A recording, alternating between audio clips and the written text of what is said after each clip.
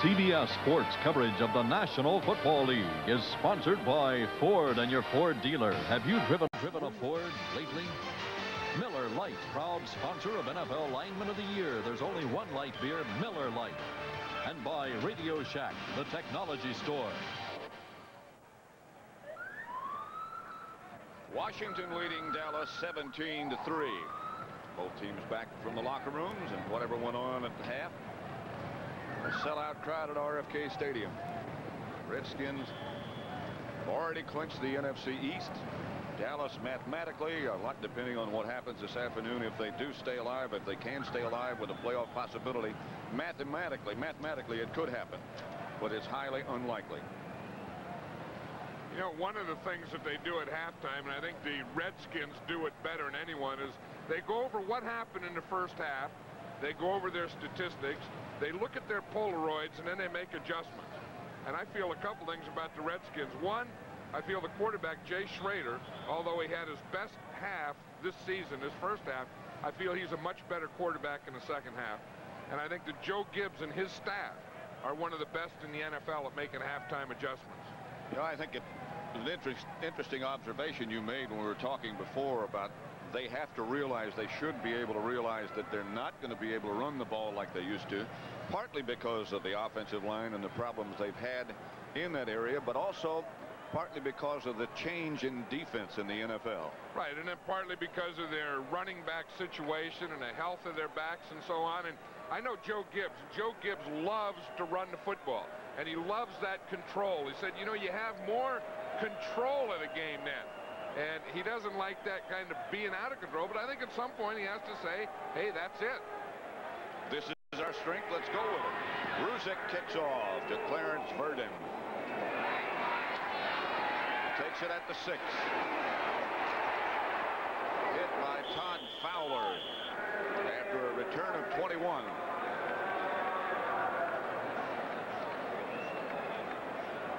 You know, here's Jay Schrader's passing by distance, and you know, he spreads the ball out all over. If you look, he was 5 for 6 under 10 yards, 1 for 4 between 10 and 20.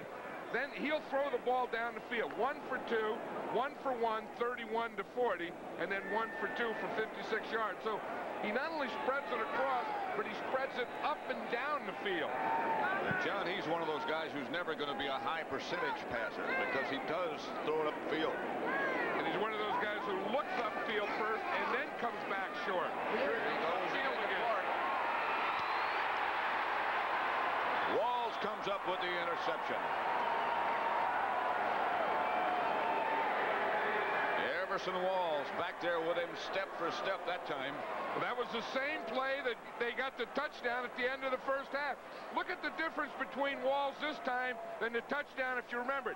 On the touchdown, he was looking back at the quarterback all the way. On this one, coming off the line of scrimmage, he was looking at Gary Clark. That one, he got the interception on. Of course, the other one, he was beaten by a touchdown run. That is an interesting thing, because the first one, he's looking back in, touchdown. That one, he's looking at Gary Clark, interception. Walker splits out wide to the right this time. Dorsett is in the backfield as the runner. And the handoff is to Dorsett, and there's no place to go. Gouveia made the stop. Dorsett got 1. Let's look at that one again, Pat, just before halftime, the touchdown. Remember the one Gary Clark got? If we look here, now watch Walls here. Coming off the line of scrimmage, he's looking back into the backfield at Schrader, and he lets Clark get by him. The one we just saw, of course, he was looking at Clark coming off the line of scrimmage. That's a halftime adjustment by the Cowboys. 2nd and 9. Newsome and Walker behind Danny White. This is Herschel Walker. Hit by Manley right at the line of scrimmage. He might have gotten a yard, but not much more. This is the thing, I think this is the place where the Cowboys had to make a play. They just come off an interception, and then if they could come up with a couple of offensive plays here and start changing the tone of this game. They just don't seem to have guys that can make big plays for them. It'll bring up a 3rd and 8. Renfro split wide right this time, and Kelvin Edwards and Rod Barksdale To the left, that's Barksdale in motion. White out of the spread formation. Going deep for Edwards. Incomplete. Barry Wilburn right with him. And the Redskin defense rises to the occasion after the interception by Everson Walls. Saxon comes on to punt. There's Eric Yarber, all 155 pounds of him. He's getting ready for that doom that could be around the corner. He's checking out all his equipment. You know, everything's working. Checking out everything. Here's Saxon. A high kick. Yarber signals fair catch just at the last second at the 25. And a flag goes down.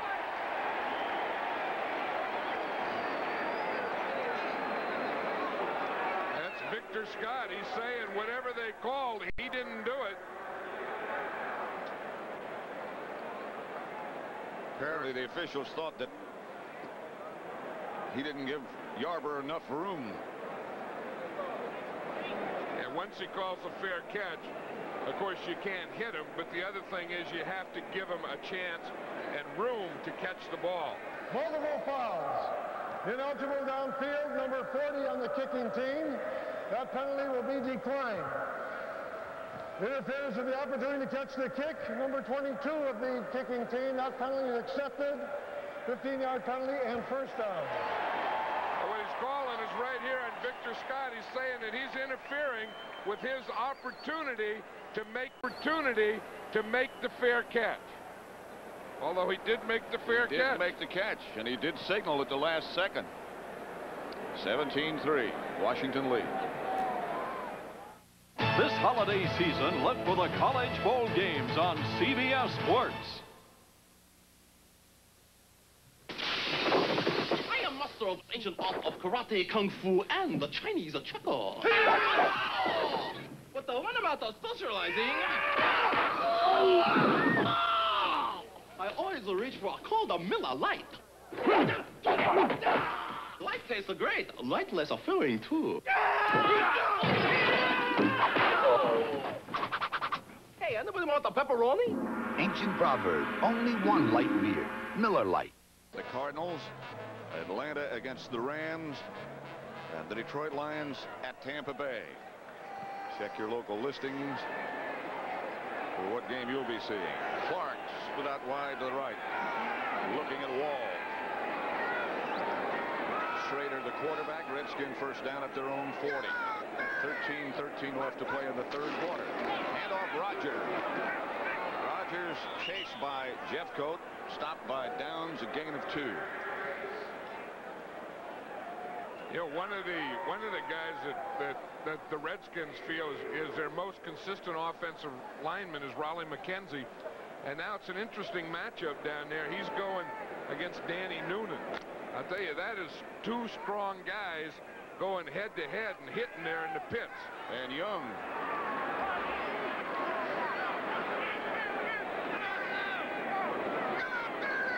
Second down and 8. Schrader back to throw. Cowboys haven't gotten close to it. It's Clark for first down. A gain of 9, stopped by Downs and Walls.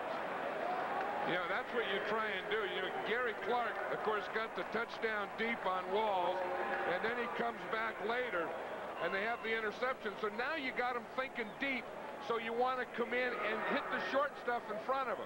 You see how he pushed Walls off like he was going deep, and then he came back in and caught that hook. Of course, here's the pass protection here. See Noonan running a stunt there with Jeffcoat, and the Redskins pick it up. Jacoby was the final push on Danny Noonan. First down, here comes the Cowboy blitz. Schrader just gets rid of it. Ricky Sanders out of bounds inside the 5. Schrader able to get it downfield again. Sanders out of bounds inside the 5 and a gain of 47. That was a real advantage for the Redskins because Schrader was flushed out of the pocket, and Ricky Sanders was going man-to-man again against Everson Walls, but he was coming across the same way that Schrader's flushed. See, Schrader is running to his right, and Sanders is coming across. Again, Everson Walls has an interception, but he's been beaten by a couple of big ones today. First and goal at the 2. The Redskins have a lot of guys who can hurt you. Rogers, the deep back. Reggie Branch in front of him. Rogers. Not quite. Walls on the tackle with Jesse Penn. Walls was looking up there at Reggie Branch saying, what is this? There's George Rogers. He's getting ready. Any time that you get ready for short yardage, you know that there's going to be a big collision coming up shortly. Watch him here. He's following Branch. He had to leave to cut back to the inside, and that's where he got in trouble. Oh, it's second down at the 1.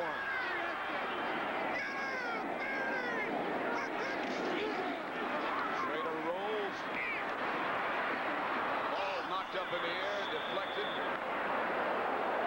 as he looked into the end zone for Didier, and there was nothing there. And Didier got knocked down. I don't know if that was while the ball was in the air or before or after, but it looked like Michael Downs just cut Clint Didier down. See it again, it was a play passer going to fake the run, and Schrader's going to roll out to the right. Didier's right down here in the bottom of the thing.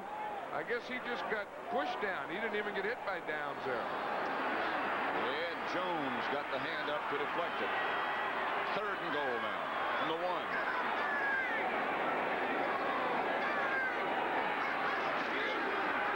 Rogers again. Touchdown, Redskins. His second of the day.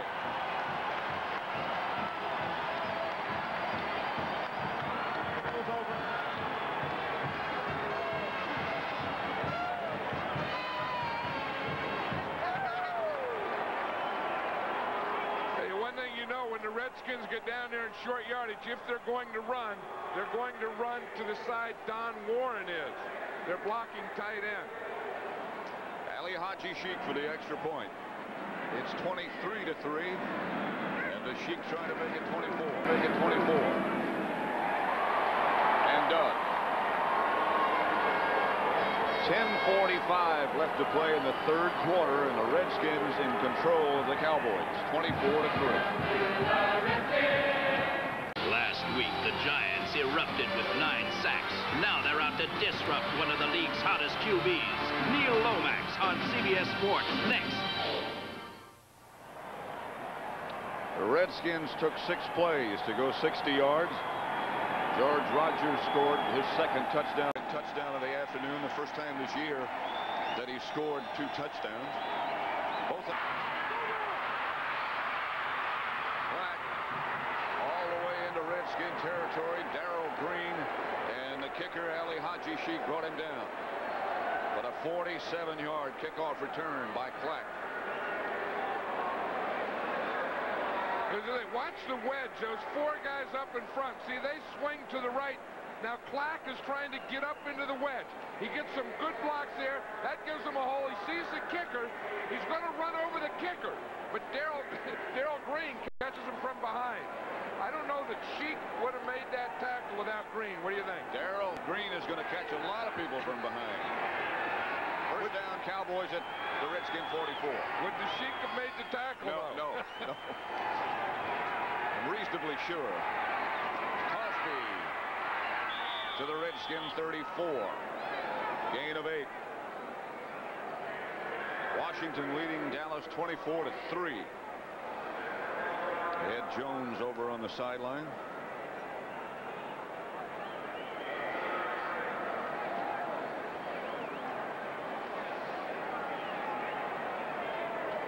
Renfro goes wide right, 2nd and 1. Delvin Edwards to the left, and Tony Dorsett is the running back. Walker in the slot. Walker in motion. Hand off to Dorsett, who started to head for the outside and got the first down. You know, we looked at Jay Schrader's passing by distance, and we'll see Danny White. You know, look, 4 for 9 under 10, 5 for 7 between 10 to 20 yards, 21 to 30 is 2 for 5, and then you look over 30 yards, he's 0 for 4. So I think in that, you know, under 20 yards, he has pretty good control and pretty good success. First down, Dallas. They're at the Redskin 30 now. Washington leading 24-3 with 9:25 left. Here's Mel Kaufman coming out. He might have gotten a finger stuck in his eye. Monty Coleman has taken his place. Walker and Newsom are the two runners behind White.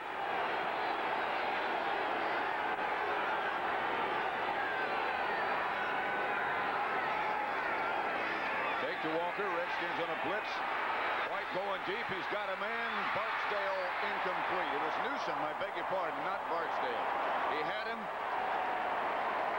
He had 2 or 3 steps on Olkowitz. They got the combination they wanted. He just couldn't hang on. That's the thing that has to upset a coach. Here you're trying to get your running back on their middle linebacker.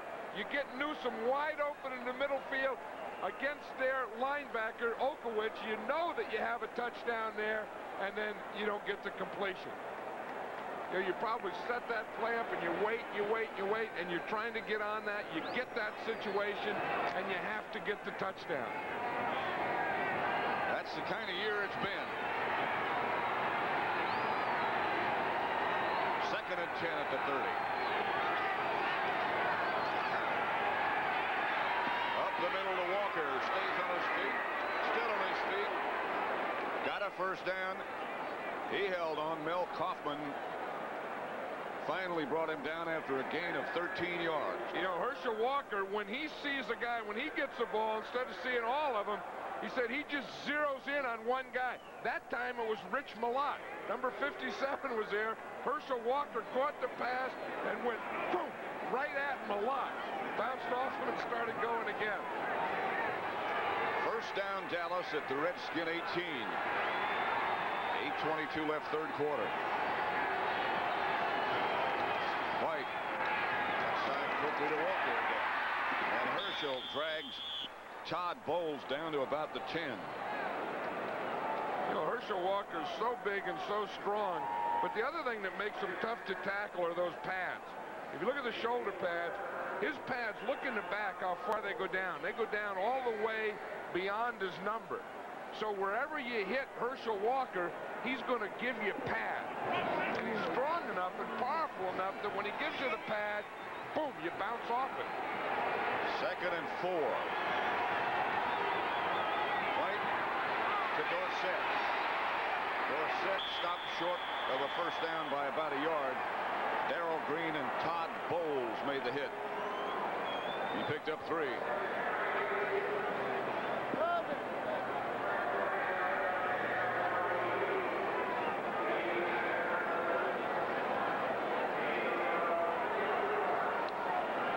Got it down to the 8-yard line. It's about a yard shy of the first down. Thornton Chandler checks in. And they'll go double tight ends, and Dorsett goes out. Now the Redskins counter with 4 players. 4 guys come in, 4 guys go out. One of the guys going out is Dexter Manley. They don't use him in short yardage now. This is their short yardage or goal line offense. Newsom and Walker. That's Walker. And he's hit right at the line of scrimmage. Alvin Walton and Eel Olkowitz both up to make the hit. He might have even lost yardage. Hey, where he is strong and he is powerful, he met a couple of more strong and powerful guys. Watch it here. They're going to pull. Walker gets out there. There's 52 Olkowitz. There's Walton at his ankles, and that's a place where a guy loses all his power. Then Darrell Grant just knocks him over the top. 4th down. And the Cowboys are going to go for it. No field goal attempt here. 4th, and they need 2. Edwards, the man in motion. White gets it out to him, and he's not backwards. I don't think he got the first down. Darrell Green was right there. A gain of a yard, maybe, but not enough.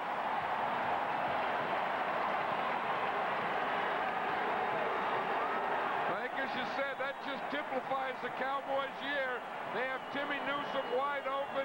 He drops the ball. Fourth down, play pass. They go for it. They get the completion, but they come up short. That's an interesting mark, though. They're still checking that. They are still looking. He was knocked backwards. That's that right foot, left foot deal there. Which foot is he going to mark it with? And you can see the tackle is right in front of the marker. Forward progress was achieved to this point, which will make it a Dallas first down. Ooh, I still want to see where that guy marked. They're still talking over that one down there.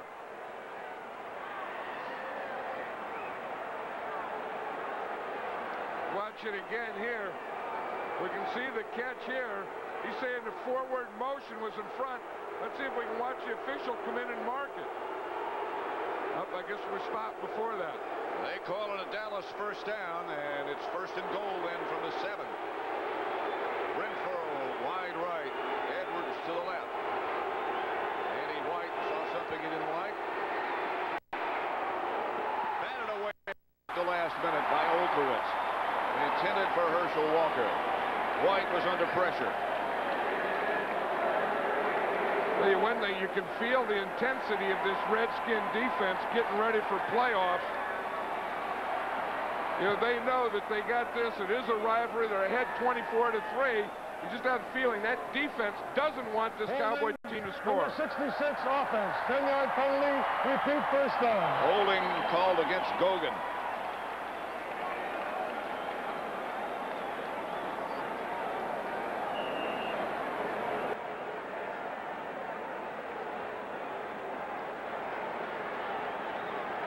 Olkowitz knocked it away. Manley was shaken up on the play, but he stayed in the game. First and goal from the 16 now. White gets the screen pass to Walker. And Herschel gets away from one tackler and gets down inside the 10. Todd Bowles finally brought him down. First man to hit him was Rich Millot. You get the feeling that the Cowboys are just pulling out anything, you know, just anything that they can get going here. And they go back to that thing that they've done the best forever, and that's throw a screen pass. Brings up second and goal from the 9. Washington leads it 24-3 with 5.5 minutes left in the third quarter. Danny White. Back to throw. Mann comes in with a sack. His second of the day.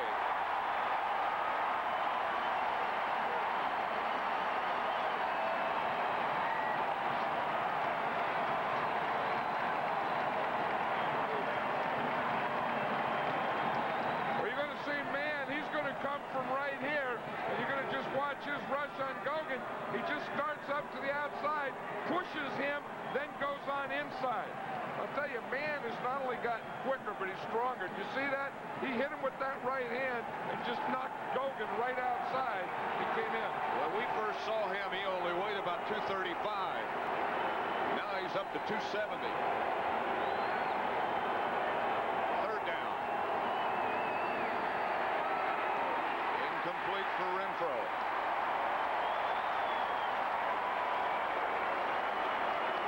I would think at this point the Cowboys will just go for it again on fourth down, but no, they're not. I see the kicker coming in. Ruzick comes on.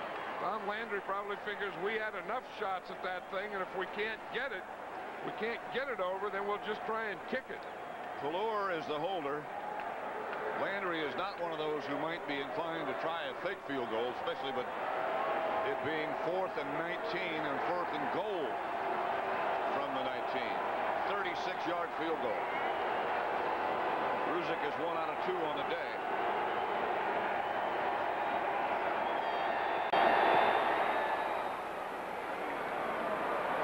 24-6 now with 4:47 left in the third quarter. Washington still in control of the situation. 4:47 left third quarter. Redskins over the Cowboys 24-6. Roger Ruzek just hit his second field goal.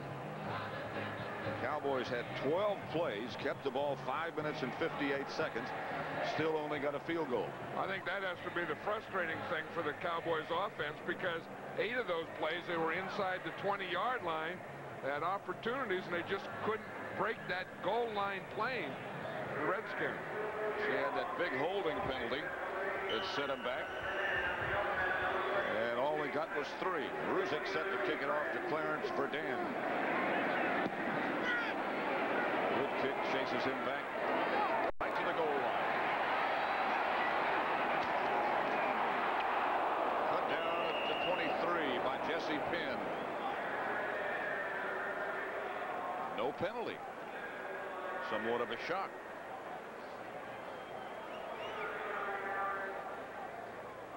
Redskins take over at their own 24-yard line.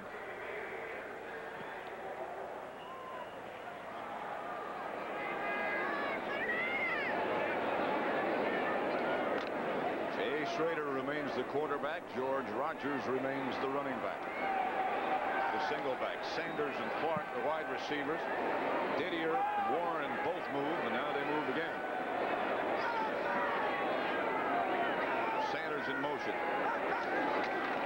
Schrader gives to Rogers. Hit behind the line of scrimmage by Burton first, and then from behind by Penn. That'll get your attention. The AFC East. Who wants to win that? Indianapolis with a record of 7-5 leading, but losing today to Buffalo. Miami 6-6, and they're winning. The Jets 6-6, and they're losing to New England. So the whole picture of that one could change drastically today. It'll be one of those everybody tied for first again. Second down and 13. Schrader gets it outside. Fumble. And the Cowboys' Jeff Goat picks it up. It is a fumble. Ron Francis made the hit. That was an alert play by Francis, because they started out and the Redskins started going deep, and then they're coming back and throwing those hooks in front of you.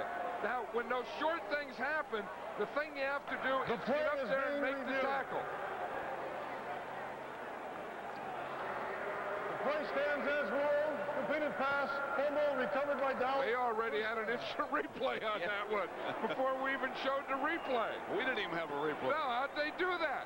How'd the guy talk about it before they even showed it?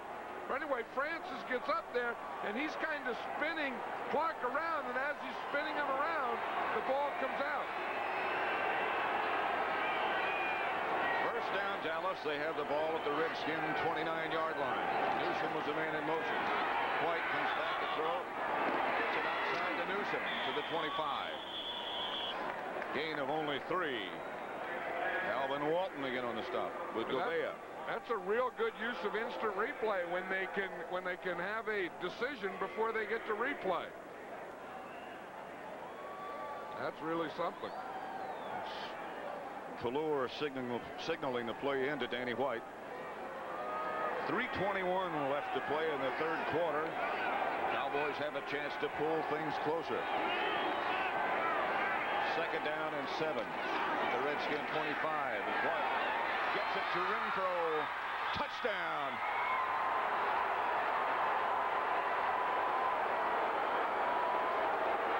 Between Green and Walton. I'll tell you, Danny White has that bad wrist, but he sure zipped that post in there. Watch him. Renfro's up on top of the screen. He's going to come up. Darrell Green is covering from the outside, and he has to throw that ball between Darrell Green and Todd Bowles, a free safety. And he really zipped that thing in there. Ruzek for the extra point now. Mike Renfro again has had a spectacular second half of the year. Kallur holding. Ruzick for the extra point.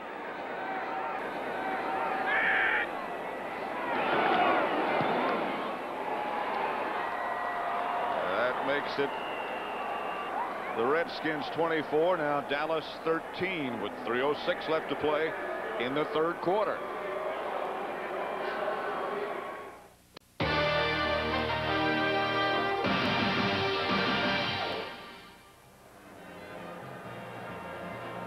(24-13), 3:06 left to play third quarter. Dallas scoring drive, 2 plays it took him, 28 yards. Danny White hit Renfro for the touchdown, and it's 24-13. Ruzick set to kick it off.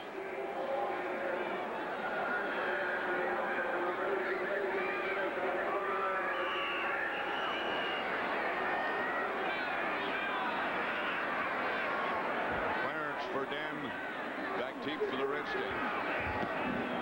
Another good kick. Chases Verdin, and then it goes out of bounds. Kickoff out of bounds.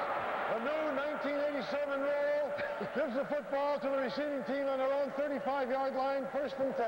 The 87 variety. Let's watch that play. You see, when you get both backs going this way, that gets a strong safety out, and it gives them the hole right here. Renfro is going to run up into that hole, and White hits him before he can get over, and he can close it. Watch the play pass. See, when both backs start this way, watch the strong safety come out. Now see the hole in there? Now Renfro runs into the hole. Now you say, why wasn't he down? Because he was on Green before he was down. He landed on top of Darrell Green and then fell into the end zone. So it's touchdown for Renfro and Dallas. Sanders is on the move, and Schrader comes out of the pocket with a lot of time to go to work. Scott Sanders, and Everson Walls got a hand on it at the last second. Sanders broke open. Let's watch the pass protection here. There's Danny Noonan. He has the same type of stance as Randy White did. Watch him against McKenzie. Strong guys. He's pushing McKenzie back. Bostic helps. Then McKenzie ends up winning the war. And old Jeff Goat is coming in there swinging at guys. They're shooting some bullets down there. Schrader had a lot of time. He had a man open, and Walls made the recovery. Bates comes out with Didier. Walls comes with Sanders. Back to throw again. Up and over the middle is Schrader, intended for Kelvin Bryant. And over his head. Jay Schrader is upset. The fans are booing. How quickly they forget. This is a backwards game for Schrader, though. Usually he's a little colder in the first half and comes back hot in the second half. He had his best first half, and then he's come here and he's a little cold right now. Dallas comes now with the 4-0 defense. The 4 down linemen and the 7 defensive backs. Randy White's playing right defensive end this time. Schrader back to throw. Ed Jones in his face. Schrader gets rid of it. Almost picked off by Victor Scott. And if he had it, they would have moved a little bit closer. Hey, one thing I was talking about Tom Landry as being an unemotional guy. I'll tell you, there's as big a competitor as there is, there's no one bigger than Tom Landry. You see him, you watch that play, he almost had it. He could see if Victor Scott catches that ball, there's nothing between except grass and those lines between him and the goal line. And this game is back being a game again if he catches that. Kelvin Martin back deep. Steve Cox gets off a rocket.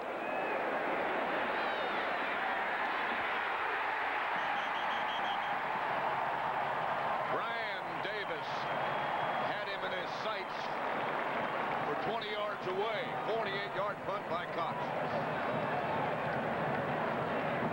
Davis is coming down here. Watch him.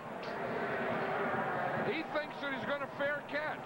He comes under control, waits, sees there's no fair catch, and then makes the tackle.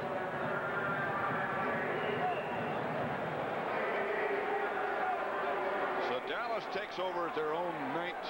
Victor Scott almost changed the whole complexion of this game. This crowd coming to life after being stunned a little bit by the way the Cowboys had been able to turn it around in the third quarter. Here's White. Pass caught by Parksdale. 15-yard gain. Green on the stop. I think the Cowboys feel they have something going because that was the same type of thing, the same pattern. Watch Barksdale up here coming down, and right in here, the same type of pattern that they hit Renfro on. Watch, he goes 1, 2, 3, Danny White, 1, 2, 3, whap, right in that hole of the zone. Dorsett is a deep back, and Walker's in front of him. Now, they have a little conversation. Tony moves behind. Handoff Dorsett, who almost broke it. Gain of 3. Darrell Grant just did trip him up.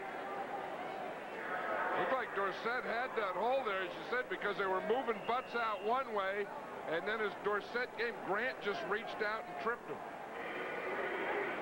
Dexter Manley got up, got back into the huddle rather slowly after that last play. You'll see what happens to him here. He's just getting blocked, turned around, knocked down, done everything by Nate Newton. Weighs about 315 pounds. White gives on the draw play to Dorsett, who comes out again to the 40. Gobert makes the stop, a gain of 2. Remember Nate Newton, number 61 there, they called him the Kitchen last year, and then the Cowboys got a new offensive line coach, Jim Erkenbach, and he said, you don't want to be a joke, you want to be a football player. You don't want to be known as the Kitchen. And he had a great start. Then he injured his knee in the early season, had it operated on during the strike, and he's not back 100%. Not back 100% yet. 3rd down and 5 at the 40.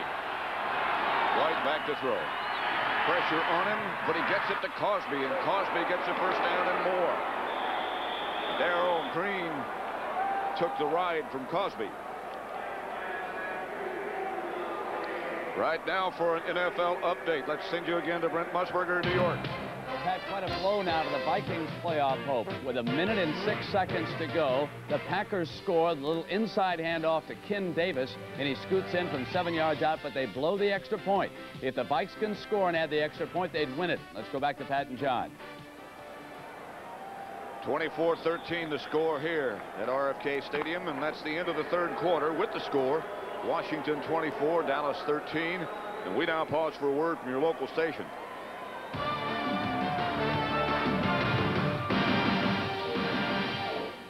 This is CBS. I'm Tom Landry. Throughout my football career, I've seen a lot of changes, and ultimately, they made the game more challenging, safer, and more exciting to watch. Here in Nashville, Baptist has always been changing, updating, and expanding to bring you what is today the largest, most modern health facility in Middle Tennessee. State-of-the-art technology, outstanding physicians, and new programs are continually added to help keep you well and in the game. But one thing that hasn't changed at Baptist Hospital, the special care they've been giving their patients for so many years. A look at Nashville's entertainment industry, Monday. Magnavox Smartbox. Smart products for smart people. Magnavox Smart. Very smart. And by Prudential Bait Securities. Rock solid, market-wise.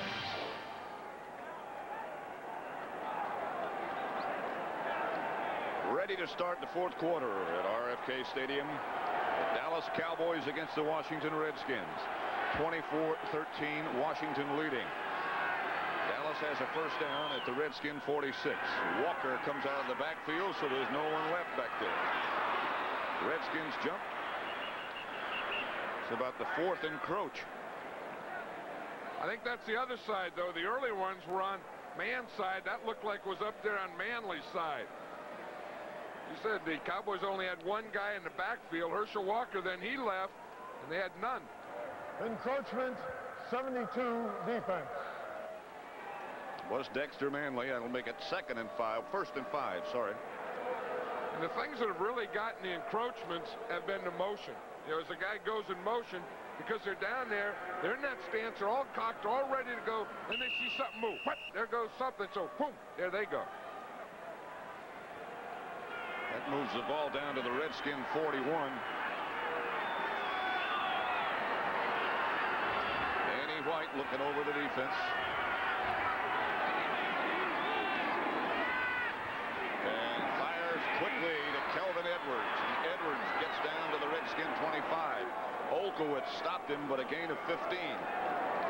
Hey, Danny White has that thing going on these slants. He threw a touchdown pass. He threw another one to Barksdale.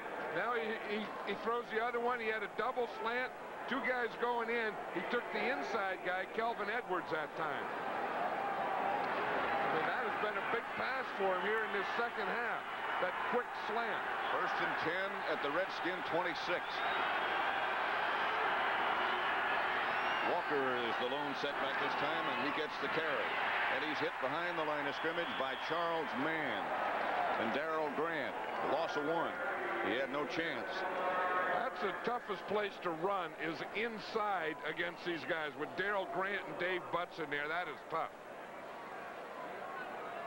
They've had almost no success in whatever attempts they've made in the middle of the Redskin defense.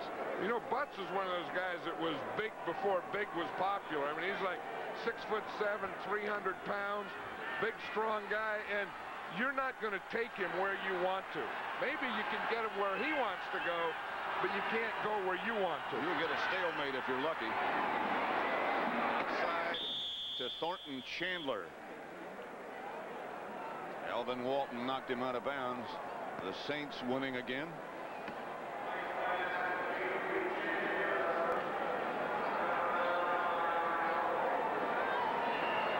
Bring up a 3rd down situation, about 4 at the Redskin 20.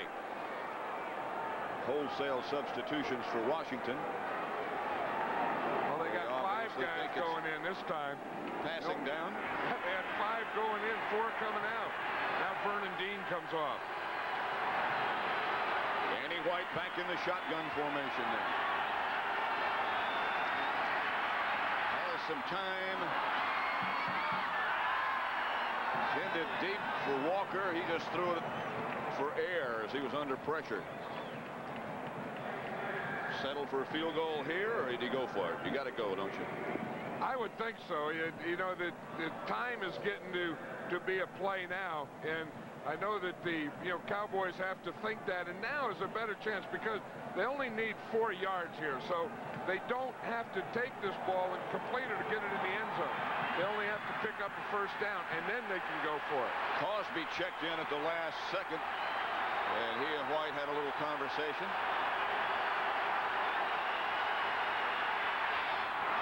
Pass is picked off by Alvin Walton, and now it was knocked to the ground, incomplete, but it doesn't matter. I think that was the thing you said. You saw Cosby come in. You saw him talk to Danny White. Then Danny White watches Cosby all the way, and he really forces it there. Alvin Wyatt saw it, and he was right there. So the Redskins take over with 13:09 remaining.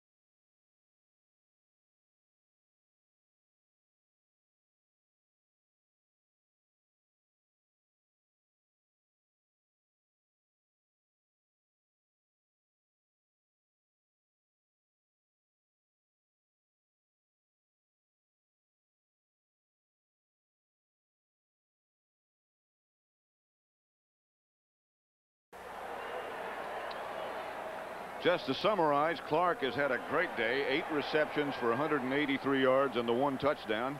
George Rogers has scored twice for the Redskins, 1-yard runs in both occasions. And Herschel Walker's been held pretty much in check. He's just picked up 61 yards. 24-13 the score. If we have that much time, 13:09 left in the contest. And John, if you're the Redskins and you haven't been able to run, this is certainly the time that you'd like to be able to establish something like that. Well, I don't know that it means anything, because they did that last week against the Cardinals. You know, they came back after they won the game, then they established some running. And really, coming into this game, they didn't feel that they had established it last week. And I don't think, no matter what happens from now until the end of the game, I don't think it's established. Well, they try one time anyway. George Rogers over the right side, stopped by Danny Noonan. That's a final score, by the way. The Packers have beaten Minnesota. Rogers got 4 yards, and that really clouds the playoff picture. It keeps a lot of people alive, and New Orleans looks like that they will be the host team in the wild card game.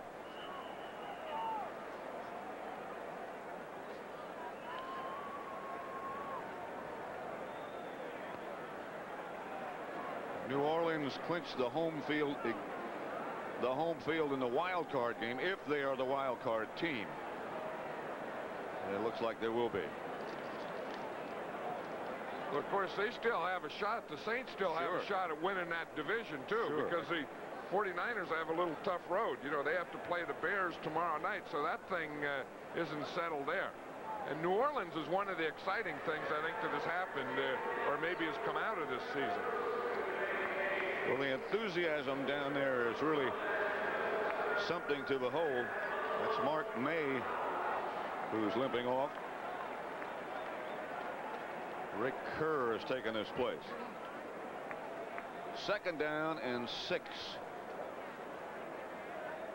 Yeah, that was one of the things that the Redskins wanted, is they've had guys coming in and out of the offensive line all year, and in the last few games they've had the same guys, and that was an area of settlement. And now when Mark May goes out, then they go back to where their problem area has been, just not being able to get 5 guys to play every week. Clark comes out wide to the left. Here's Rogers. Rogers by Downs. Gain of 3. Bates also with an assist. That'll bring up a 3rd down.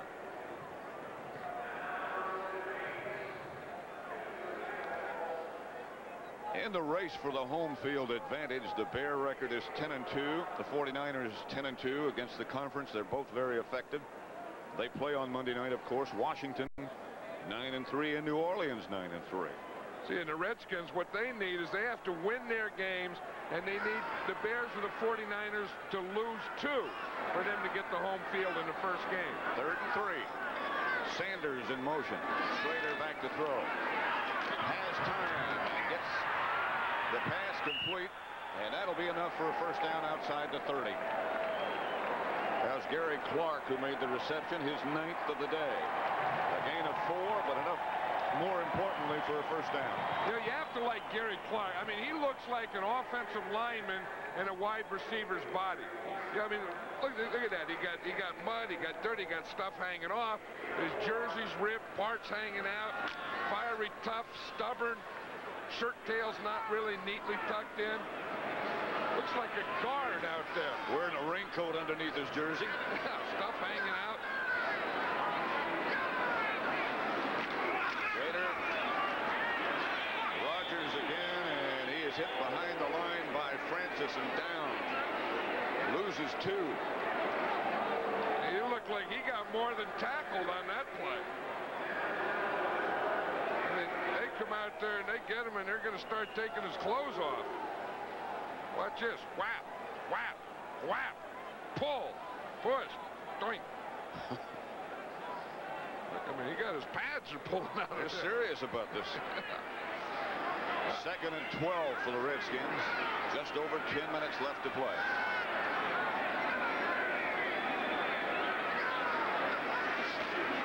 Schrader again gives to Rogers. And Rogers is tripped up by Danny Noonan. He got 3 back.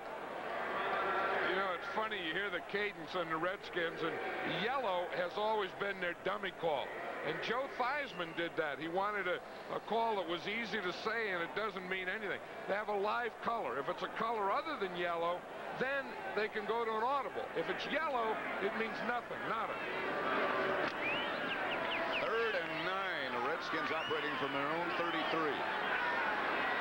Schrader, 13 out of 24 on the day. Didier splits out wide to the left.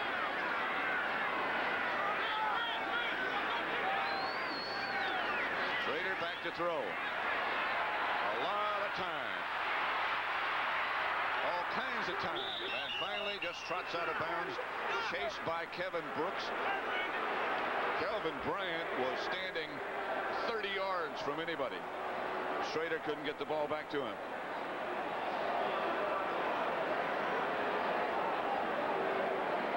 They didn't see him. They were over in the sideline. They were all yelling about it. But what happened is Schrader got pushed out, and he was over in the other side of the field. Kelvin Martin back deep for Dallas, and Steve Cox to punt for the Redskins.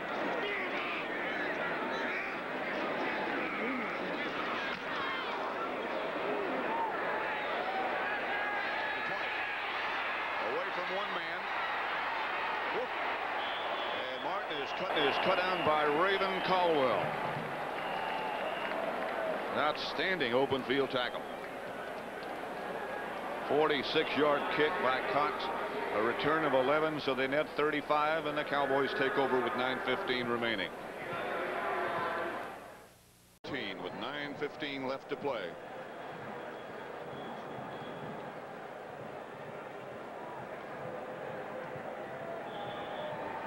That's Randy White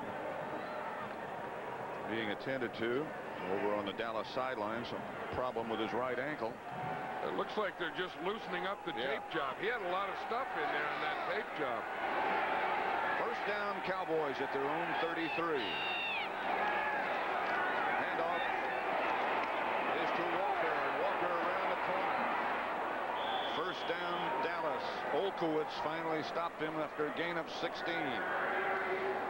You know, one thing on that 3rd down play for the Redskins, Mark May did come back in. That was good news for the Redskins, because the thing, you know, the thing they don't want to do is to start breaking up that offensive line. There's Mark May with the ice pack on the back of his neck.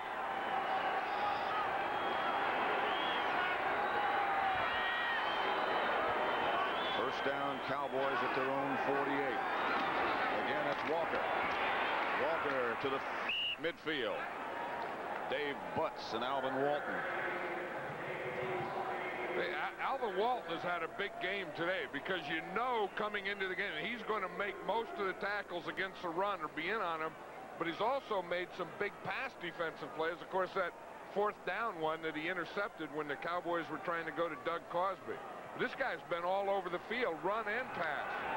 He has been the last 2 times we've seen him. You know what I like about himself? When he tackles, he just launches himself into guys. 2nd and 8. Walker leaves behind White. Here comes the Redskin blitz. Pass is intercepted. Barry Wilburn. Now it's incomplete. Intended for Edwards. And the officials say he didn't have it. Wilburn is trying to say that he had control of it and that the ground can't cause a fumble. But they have the same thing. If they go up in the air, they have to come down with both feet and control of the ball. You see, he comes down. I don't know. I don't know about that. Because you can't see it from there where the ball is. Where is the ball? There it is. I don't know. It looked like he did come down with the ball, though. I think they're reviewing it. Okay, now he has the ball. Now he has to come down with control. Now he's down. I think he had control of it. Well, you can't see it. The ball there it is. lost. There it is behind him.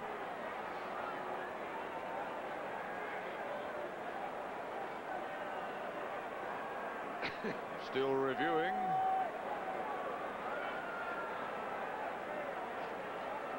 Because again, you have a couple things in there. Is one, the ground can't cause the fumble. And two, you have the thing that it's not control until you come down with it. So you see him up with it, then you see him down, and it looks like he has it, and you don't know when it comes out. There it is. There it is. It's out behind him, but you don't know when it went there.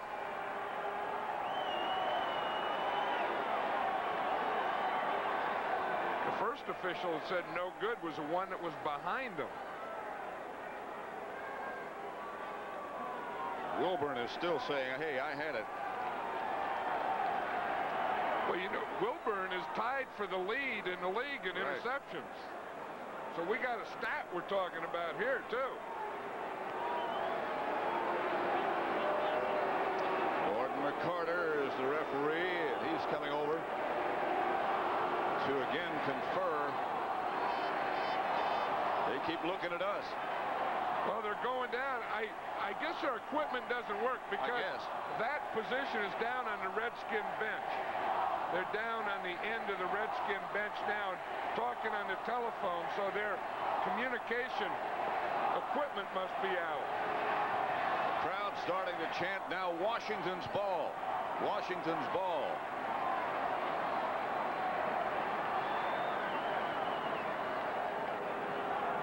They have no communication system. That one popped everything out. We might be here a while. Wilburn's going over talking to the Cowboys about it.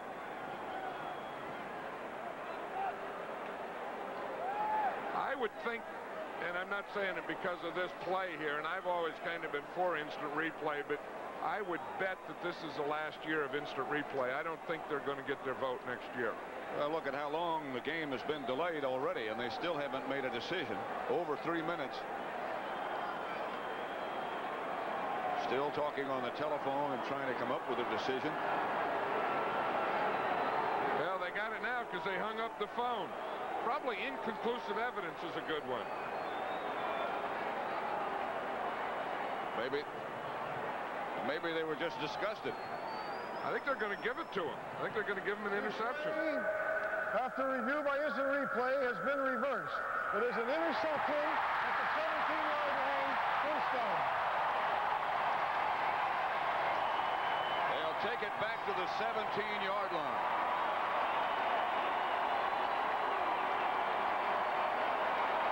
There's Tom Landry when he heard it.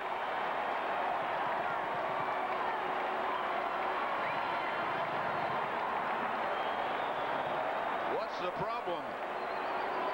Is what Coach Landry was saying. Barry Wilburn gets credit for the interception. And the Redskins take over at their own 17-yard line. And Barry Wilburn is the leader in interceptions in the league now.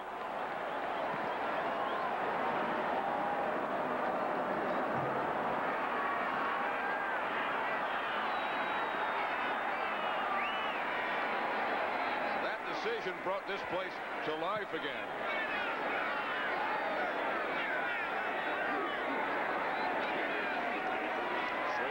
To Rogers and goes for the bundle. Clark is way out there. Almost. Francis and Bates back with him. Schrader threw that ball 70 yards in the air. I was going to say, did you see how easily he did it? I mean, he just went by there and he threw that ball 70 yards. Gary Clark is behind Francis there, has him beat, and it just went off his fingertips.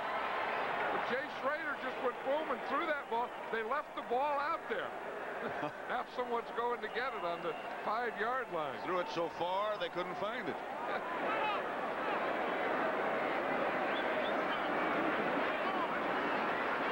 Second and 10. Look at the offensive breakdown for the Redskins. It's about half and half, but they're a lot more productive the other way. Kelvin Bryant has replaced Rogers in the backfield. Schrader back to throw. Hit just as he let it go by Jeffcoat. And a flag on the play.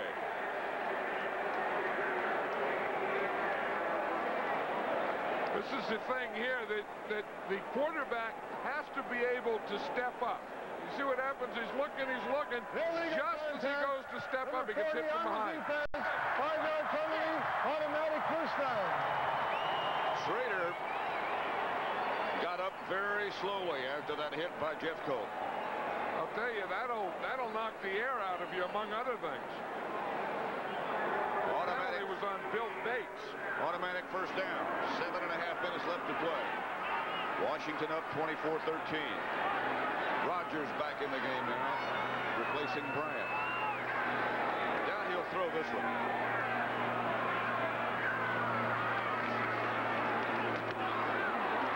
Rodgers, after a couple, stopped by Bates, picked up 4. And Ron Burton.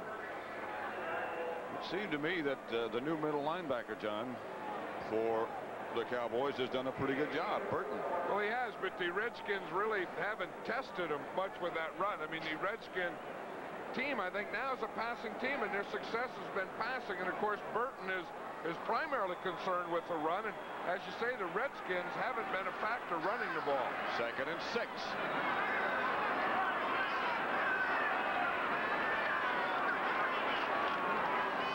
Schrader again to Rodgers. And Rodgers picked up 3 over the left side, stopped by Danny Noonan again.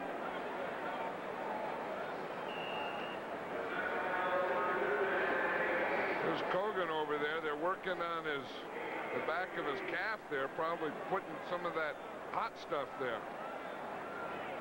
Trying to rub it out, probably a cramp or something. 3rd down and 3. Redskins at their own 29-yard line. Schrader puts Sanders in motion. He goes back to throw.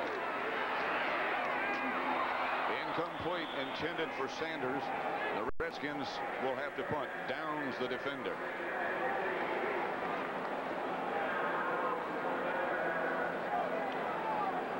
Here comes Steve Cox into punt. Kelvin Martin goes back deep for the Cowboys. You know, Steve Cox was saying an interesting thing. He said, as a punter, you never see a punt block. You've never seen one, but he said you hear that second thump. So all you do is when you kick it, you hear one thump. When you hear thump, thump, you know it's a bad one. See if they come after it. Nope, they're going to set up a return to try to. Cox has it go off the side of his foot. And it takes a Redskin bounce. Redskin bounce. One of the Redskins touched it, I believe. No, maybe not. And it rolls dead. Now they're going to bring it back. Somebody did touch it at the 24-yard line. A 47-yard punt it turns out to be for Steve Cox. Offense is a useful instrument in the Redskin attack, but it takes both George Rodgers and the versatile Kelvin Bryant to make it hum. The ground game, where he uses his power to be a TD machine, is Rodgers' domain. Bryant, on the other hand, can come out of the backfield with the instincts of a wide receiver or skitter on a sweep. Rodgers and Bryant combine to make each other the best they can be. 4:13 with that much time left in the 4th quarter, and both teams with all of their timeouts remaining. With Minnesota losing to Green Bay, a lot of teams still have a mathematical chance to make it to the playoffs, including the Dallas Cowboys. I think all the teams in the NFC were rooting for Green Bay today. You know. Danny White back to throw. Caught by Renfro, who laterals to Cosby. And Cosby out of bounds by Monty Coleman. Pickup of 24. Renfro is a heady guy. He knows when you're in this position with this score and this type of year, do anything you can to make a big play. He catches a hook. He's going down. He gets down almost. He's down on one knee. In fact, I think he should have been down. I think he was down on 2 knees. Danny White got him out of the huddle in a hurry before there was any chance to review, and now they're going to look at it again. Yeah, you would have liked to have seen him gotten away with that one.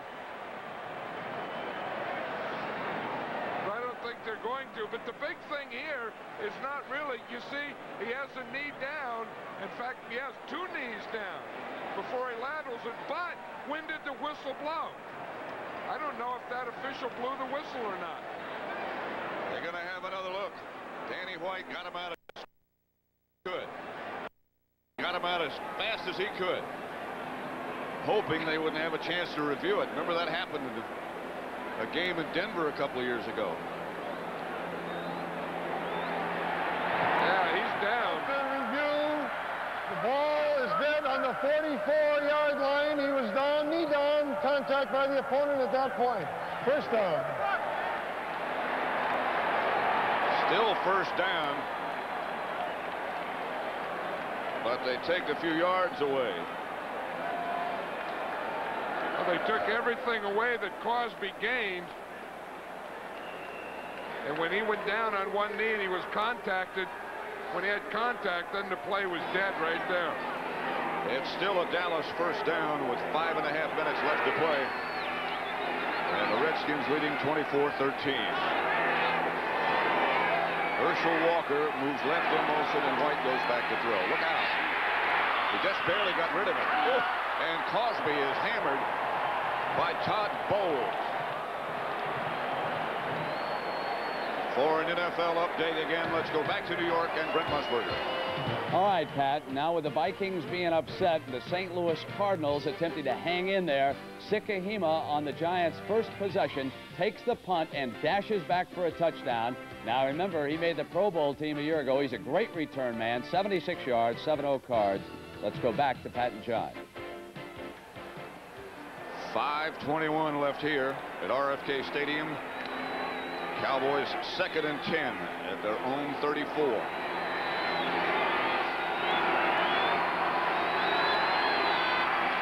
White flushed out of the pocket by Charles Mann, and that's his 3rd sack of the day.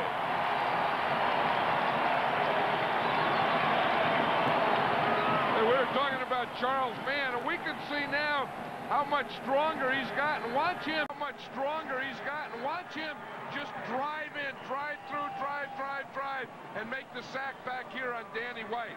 But it just seems that, you know, he has the quickness, he has the moves, but watch him on Gogan here. He just takes him, then he just gets right by him, and then drives, and then he has Danny White from behind. Watch him here. You see, he starts a move, now he's getting by, and just keeps on going, comes up with a quarter. Somewhere Gogan has to punch and stop him. He got under his shoulders and just moved around. Here comes the Redskin blitz again. White gets it upfield. Kelvin Martin is his target. And he gets a Cowboy first down. Good effort by Danny White. And Dennis Woodbury was right there on the coverage. Watch it. You'll see 46. Watch him come in just as he was going down. It looked like he tripped. Didn't get out there. 32-yard pickup. He didn't get out of bounds, so the clock's still running with 4:14 left to play. Danny White's going to have a pretty big day today. He's going to have over 300 yards passing against this Redskin defense. He already had. 4 minutes exactly now. Newsom turns to talk to Walker, and they move. White. Elvin Edwards. And that's intercepted by Barry Wilburn. And now it's on the ground. It's not intercepted. Can't give Wilburn that one. He already got one to lead the leg, and he's in position now. He has great position. Watch him. He's just running stride for stride, looking at the ball, playing the ball. Goes up, catches the ball at the highest point, then it just rolls right down and out. See, and that one came out before he hit the ground. He's looking at those gloves. Those didn't quite hang on. Those scuba gloves, aren't they? Yeah.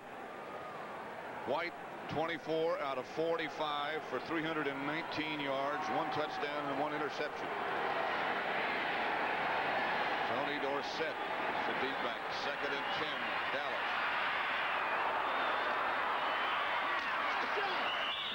Walker makes the catch and gets out of bounds and stops the clock. Gain of 20 and another Cowboy first down. Barry Wilburn knocked him out of bounds. I tell you, this Charles Mann is doing something now. Watch him. He's going to be right here. Comes here, goes up, goes inside, beats the tackle here and the guard here, and hits Danny White just as he throws the ball. Watch him from the outside. He goes up. Now he's going to go inside. Now he goes over Kerr right through him to Danny White. Whap. Whew. He's coming to be some player. Really? He may make all Madden if he doesn't watch out. I don't know if guys want to be on it or not. I do. He better watch out. Better not punt. First down 10. White back to throw. Up the middle to Cosby. And Cosby to the Redskin 5. First and goal from there. He's stopped by Bowles with a gain of 15.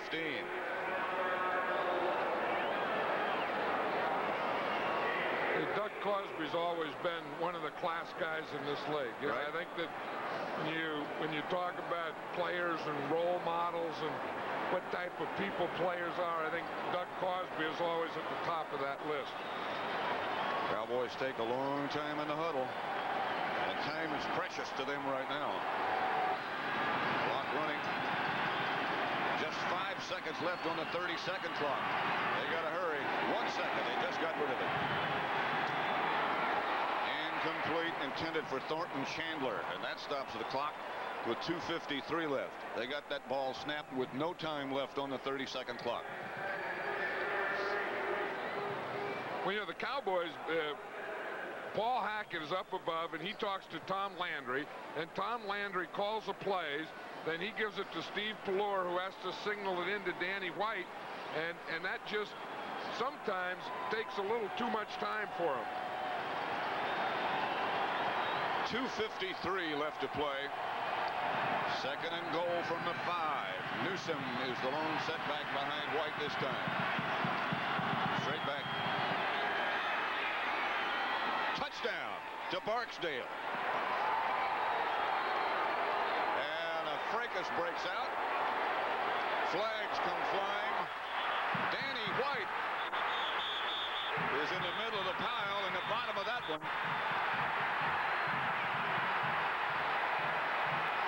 Can't get them separated.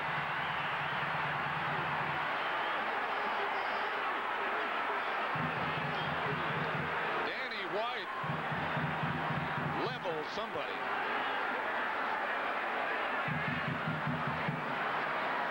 This is a bench emptying brawl.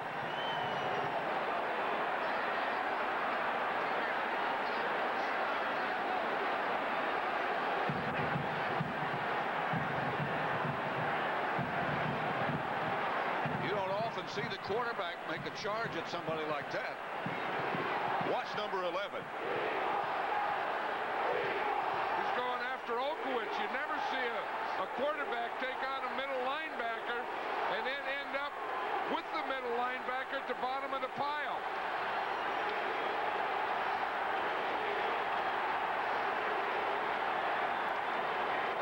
The touchdown is to Barksdale. Well, it's that same pattern that they got a touchdown to Renfro, and it's on Darrell Green. It's that quick slant again to the inside, and they're probably the way Danny White is throwing that pass today, he has that one down perfectly.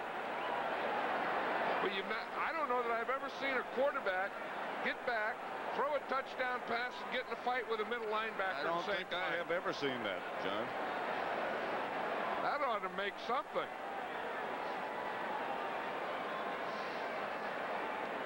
I think this is where it started right there. You see, Newton was standing above Manley. A number of players from both teams were involved in the fracas which occurred after the play. The penalties, in effect, offset at the succeeding spot. Personal fouls both ways. Yeah, Danny White not only went after him, but he went after him with a forearm. Good news is he hit him with his left forearm, not the one in his bad arm. Now he's telling Cosby. He said, hey, Olkowicz was grabbing Newton. I was just protecting my guard. He's still upset. Did a pretty good job of it. Well, these guys don't look like they need much protection. I mean, a guy like Newton being protected by a quarterback. Right. That's another thing you don't see. And a quarterback throwing a forearm at a middle linebacker you won't see. Pallor will hold for the extra point by Ruzick. It's 24-19, trying to make it 24-20. 2:49 left to play. Both teams have all of their timeouts remaining. Extra point is good. Look at Newton. Newton came really backwards. On the extra point. It was Gene Lockhart talking to Danny White. I think Lockhart's telling him how to fight. Look, you throw left, right, right, left. He's telling him how to get a middle linebacker. Go to the ribs, he's saying. 16-10, that's a final score. Green Bay beat Minnesota. This final as well as that confused AFC East. Miami beat Philadelphia. Cleveland over Cincinnati. The Jets trailing 42-20 in the fourth quarter. New Orleans in the fourth beating Houston. The Rams have taken the lead over Atlanta. And with the Minnesota loss today, the Rams still could make the playoff. Tell you, if nothing else, the Rams ought to get the comeback team of 1987. Because remember when we saw them, in fact, we saw them the day after they traded Eric Dickerson, and they weren't very good at that time. Everybody looked very sad. 24-20, Washington leads Dallas with 2:49 left to play. There's a guy who does a good job of coaching, John Robinson. I think we have two here in this game. Tom Landry, over the years, one of the best that's ever been on the sideline. And Joe Gibbs, maybe the best right now in the NFL for what he does with a group of players. You're right about John Robinson, too. Ruzek's kickoff goes to Verdin at the 8. He is cut down at the 25. 18-yard return, stopped by Albritton and Scott. Here's Danny White's 154th career touchdown. And again, it's that zip, that slant into Rod Barksdale. And that's been a big play for the Cowboys today. And I'm sure they're thinking right now, if we can get that ball back, we can hit some more of those slants. They've got to have a touchdown.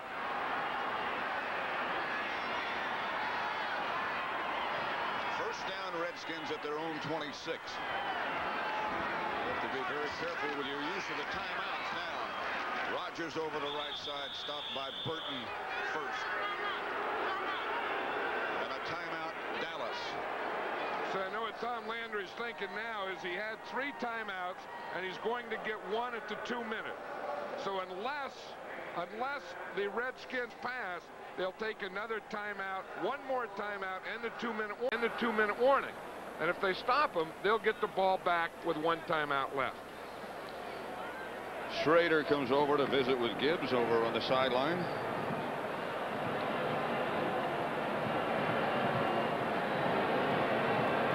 Next Saturday here on CBS.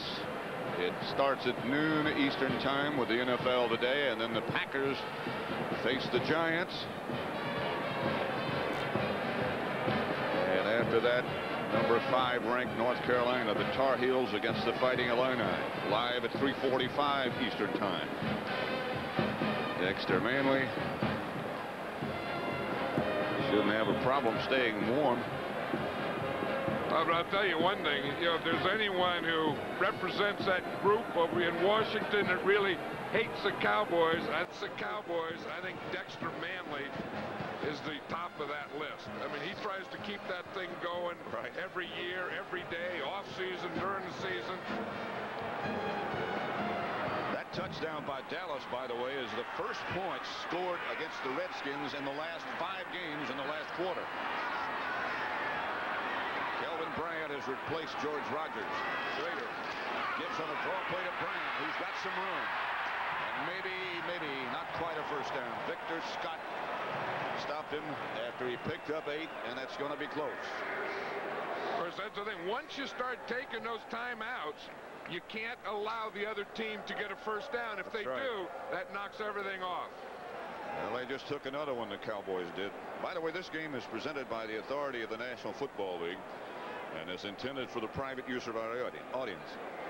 Any rebroadcast or other use of this telecast without the express written consent of the Washington Redskins and the National Football League is prohibited. It's going to be about a foot short of a first down. And Jay Schrader is coming over the sideline to talk to Joe Gibbs. And I bet I know what play they come up with, because they do it in short yardage and goal line now all the time. Used to be John Riggins. Now it's a quarterback sneak, because Jay Schrader is so big and so strong, they just let him keep it. See if his eyes have gotten bigger. When you tell him, hey, you got to do it. Well, he's gotten his message from Joe Gibbs as to what he thinks he should do. And I bet again it's a quarterback sneak, which is in most cases very effective.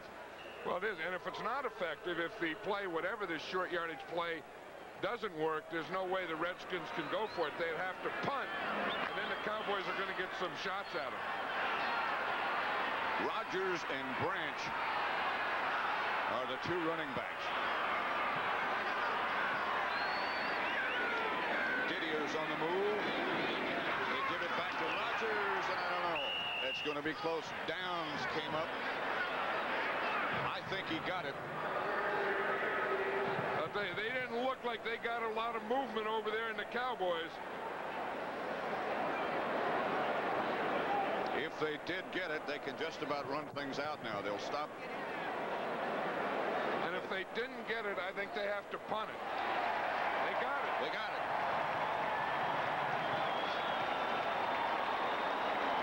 Now the Cowboys have one more timeout remaining and the 2-minute warning remaining. Let's watch that surge up in the right side. Donnie Warren gets a good block. He's the guy that gets the movement. Then they get a good lead by Branch in there, and by the time Downs gets there, Rogers already has the first down. So the clock stops now with 2 minutes remaining, and Washington up by 4 over Dallas.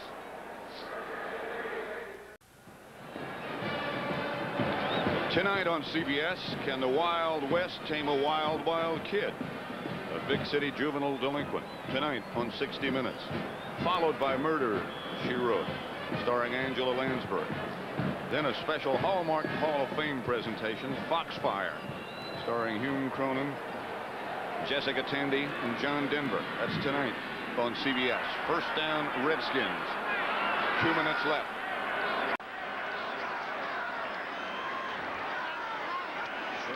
Sends Rogers left side, a gain of 3.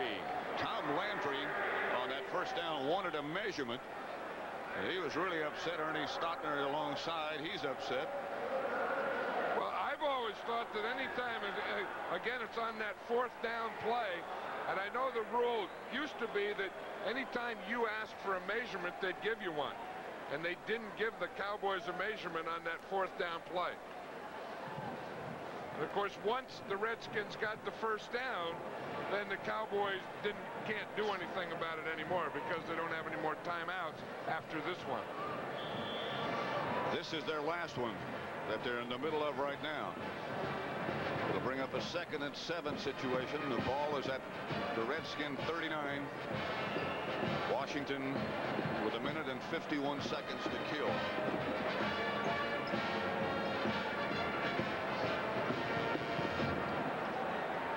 Hasn't been easy. I don't think anyone thought it would be easy. I know when we were at the Redskins practice yesterday, I didn't have a feeling any of them thought today would be easy. Rogers again, right side. Protecting the football, and now they can't stop it again. Ron Burton made the stop after Rogers got 2.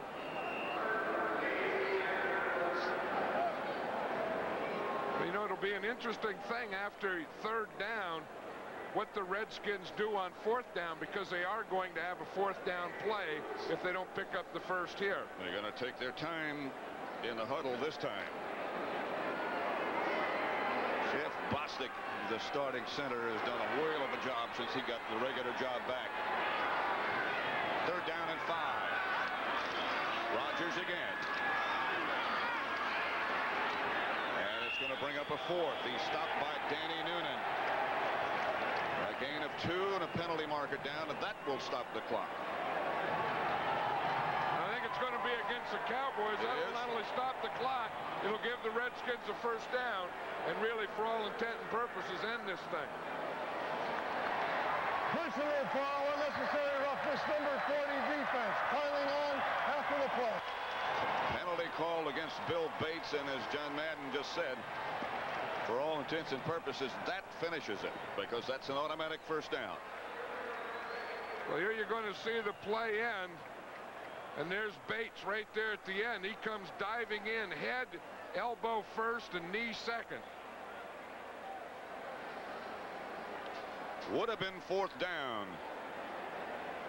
1:03 left to play, and Schrader now can just run it out because the Cowboys are out of timeouts. Their record will drop. The Dallas Cowboys have missed the playoffs in 3 of the last 4 seasons after 9 straight years of being in the playoffs. They haven't had back-to-back losing seasons since the middle of the 60s. I think they're still arguing about that fourth down call over there. 32 seconds now, a half minute left.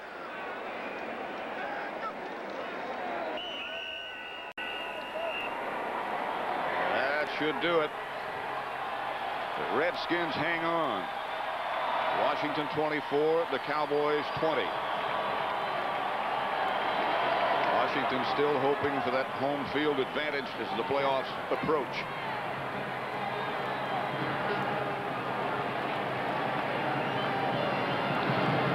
For John Madden, then, this is Pat Summerall saying so long from RFK Stadium, where the final score was Washington 24, Dallas 20. CBS Sports coverage of the National Football League will continue after this word from your local station. Hello, everyone. I'm Andrea Joyce. Dale is in Washington. The Cowboys saw their very slim playoff hopes disappear completely today at RFK Stadium. Even though the Cowboys-Redskins rivalry isn't quite what it used to be, some of the old emotion returned this afternoon. George Reba was at the game.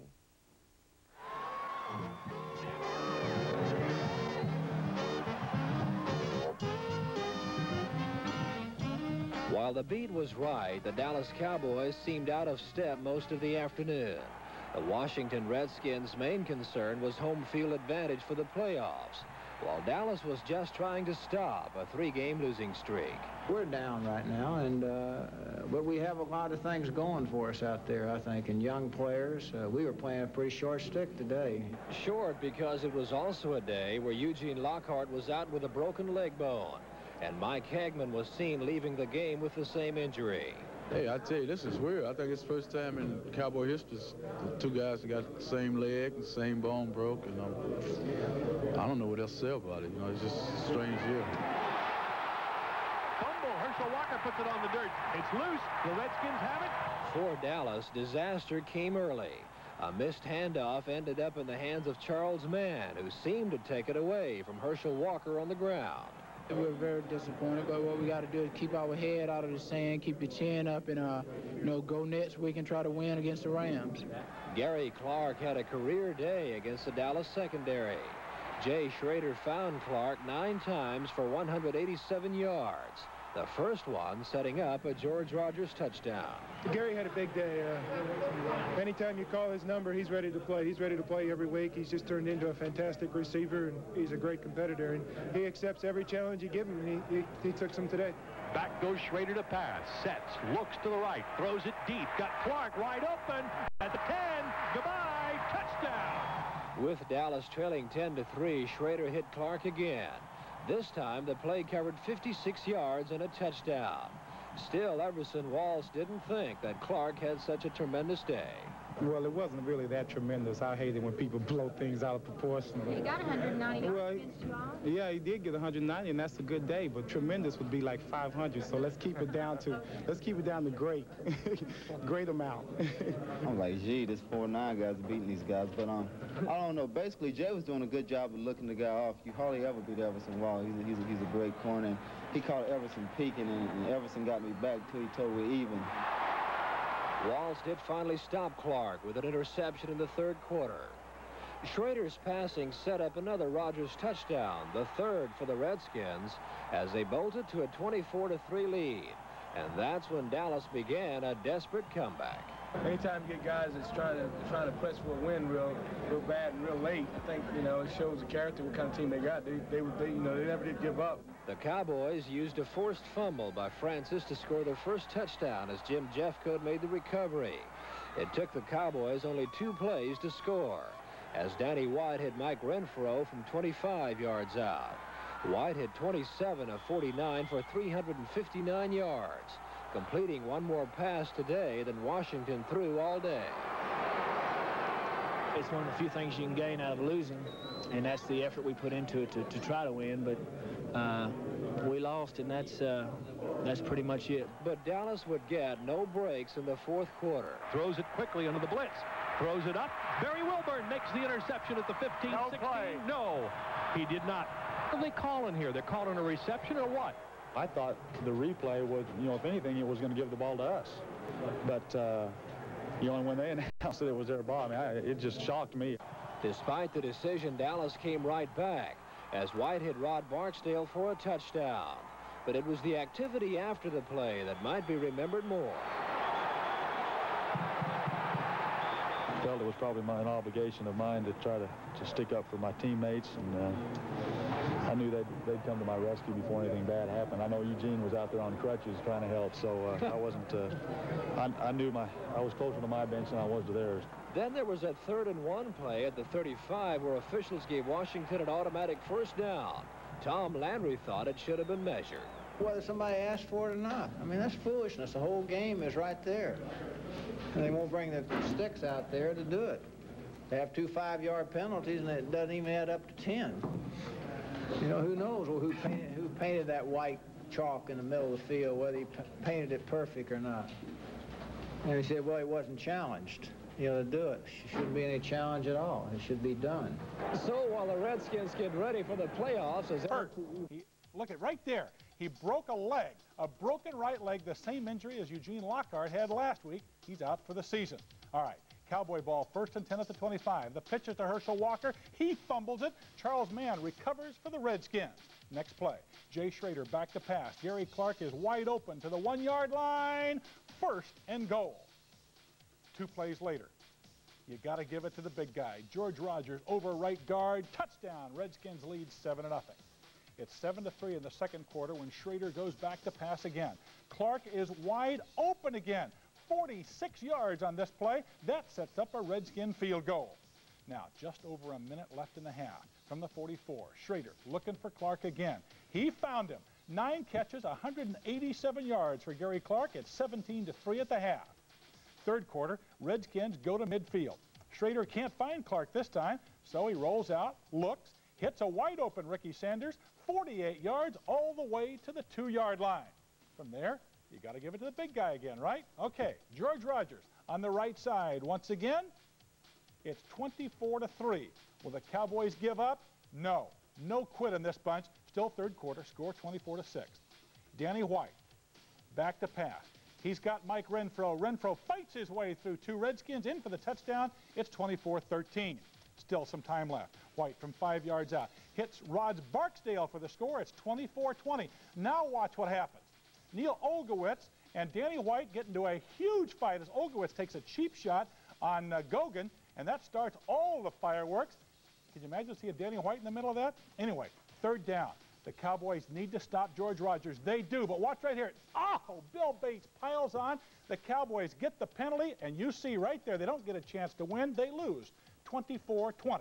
Here are the post-game comments.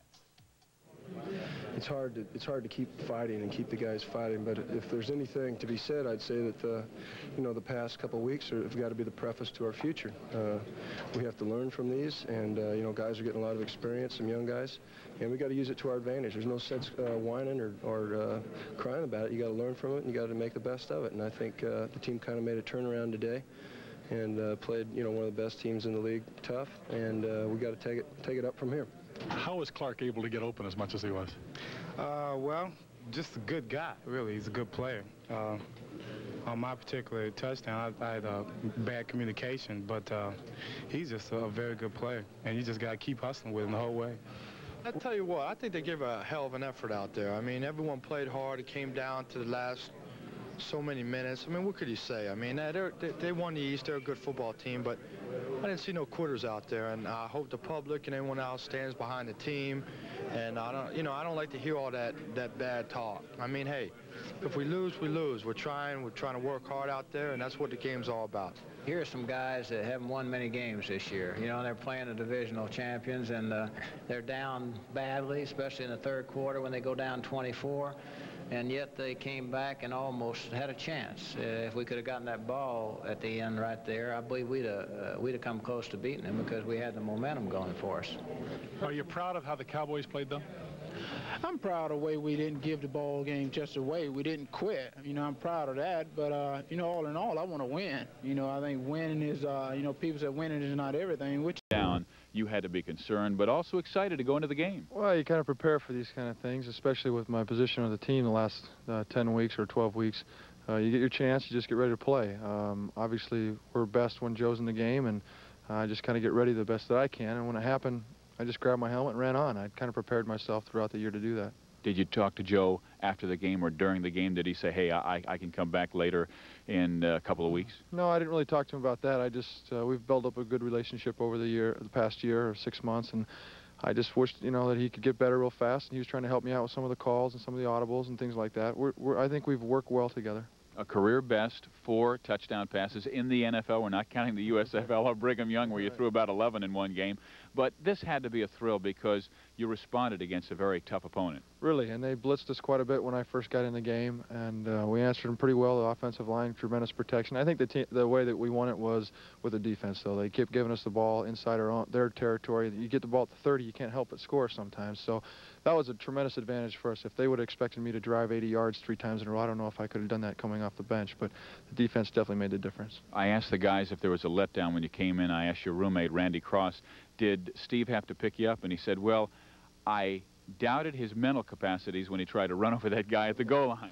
Well, I just try to make things happen, especially when you're just coming off the bench. You don't want to make big mistakes, and I feel comfortable running the ball sometimes, and so just the way it worked out. I got to avoid getting another concussion, though, but it was a nice start and kind of got my blood going. Now, there was a time in the football game where we thought Harry Sidney may have to come in. You looked like he got hit in the bicep. What happened, and could we have gone to the fullback Harry Sidney out of Kansas? Well, he was the next guy, but what happened was it was just a reverse to Jerry Rice. I'm supposed to block whoever comes in the way, and I tried to grab Dan Hampton, and he's the largest guy in the field, and I just got ground into the dirt and jammed my arm. But after a couple minutes, it felt a lot better. So Harry was over there panicking, but he didn't have to come on. Is this team peaking at the right time? Well, I think so. We've played obviously better and better each week, and 41-0. I think we played our best football now, and we need to continue. I think we have 2 tough games coming up, and hopefully with we keep getting get the division title and the home field advantage. You just keep on going, and I think Coach Walsh is an expert at not letting any letdown come in. I mean, we were in the 4th quarter tonight, up 41-0, and he was on me. You know, he's going, you got to do this. You have to make this adjustment. He never stops. He makes you a better player. Steve, congratulations, and thanks for stopping around. I'll let you go with your playbook and get ready for Atlanta. Thank you, Steve. I appreciate it. That's Steve Young of the San Francisco 49ers. A victory today, 41-0, and we've got the highlights of the football game, so let's go to them now. And it was Mr. Young coming on early because Joe Montana went down on this play. He had a twisted knee and also a hamstring pull. He is doubtful for next week's game against the Atlanta Falcons. We'll show it to you again as Joe Montana actually trips over his fullback Roger Craig's leg right here. He jams his left leg right there, and down goes Joe Montana. He would leave the game being carried off momentarily. 49er fans were worried that Montana would have to have a knee injury and be lost for the year, but that right now does not look to be the case. But Steve Young came on and really gave them a lot of fire as he scrambles 18 yards to the 1-yard line, knocking over Bears along the way. And then Steve Young would go to his favorite receiver and everybody's favorite receiver this year, Jerry Rice, from a yard out. The 11th straight game, Rice has caught a touchdown, tying an NFL record. The 49ers led 7-0. But this game was dominated by the defense. Michael Carter would come up with a big play from the 30-yard line, stripping Walter Payton from the football. And Kevin Fagan recovers at the 11-yard line. Recovered at the 16-yard line. The 49ers just It's Young's turn again, this time with a quarterback draw. He hammers his way 9 yards to the 2. It's no touchdown. Ray Wershing is called on from the 18-yard line, and it's 10-0 49ers. Well, later at 13-0, defense again. Tomczak is intercepted for the 3rd time by Mike Walters. He would be picked off 4 times in the first half. And with 3 minutes and 40 seconds left in the half, Steve Young would then throw to old number 87, Dwight Clark, for this touchdown. It was 20-0 at halftime, and Mike Ditka was, well, he was in a typical Mike Ditka move as he sent in Jim Harbaugh in the second half, but he was no better. Second half, it's the special teams as well. Dana McLemore of the 49ers from his 17-yard line makes the great move, then cuts up the middle and gets a terrific block from Jeff Fuller right there and goes 83 yards for the touchdown. 27-0 49ers. Well, Steve Young keeps it going, throwing a career-best 3rd touchdown, this time to Jerry Rice, his 17th touchdown of the year. It's a 34-0 football game. And if that wasn't enough, here's number 18, 2 yards out, tying the NFL record set by Mark Clayton in 1984. It's San Francisco, 41-0. That was the final score. The 49ers win. And after the game, we talk to the stars. I know we're not America's team, and we're not the monsters of Broadway or whatever, and we're not the darlings of the networks or the of the nation. But I think we have a good, solid football team, and we're going to make a run at it this year. I feel like I'm playing good football right now, and I'm just having fun out there on the football field. And we're just trying to take each game one at a time and not overlook any one. Everything kind of fell in place for us. You know, we played well together as a team, and you know, made some breaks for ourselves, had some breaks go our way, and you know, those kind of things can happen in this league when it all goes together for you. You know, and running like we were running, it's tough to beat. On the Niners' 3rd play of the game, Montana rolled right and hit Tom Rathman. He turned it upfield for a 17-yard gain, capping the run by lowering the boom on the Bears' Bestie Jackson. The tone of the game was set.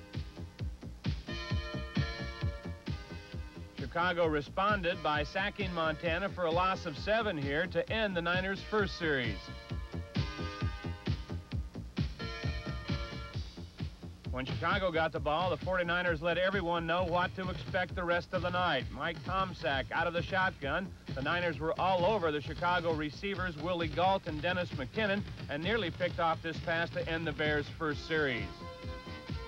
The second time the Niners got the ball, they took control. 1st and 10 at the 49. They ran 18 Bob, the sweep right with Roger Craig, a great run to the Chicago 23.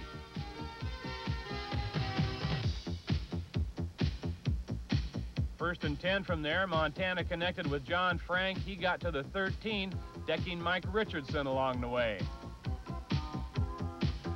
Then the play which could affect the rest of the season. Montana tripped going back to pass, misstepped with his left leg, hyperextended the knee and the hamstring, and would leave the game. We'll have more on his condition later.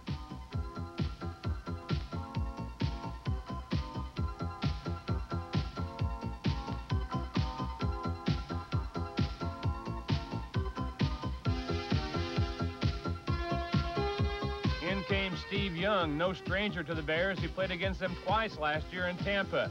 Rolling left here, he couldn't see a receiver, so he took off and made a great run to the goal line.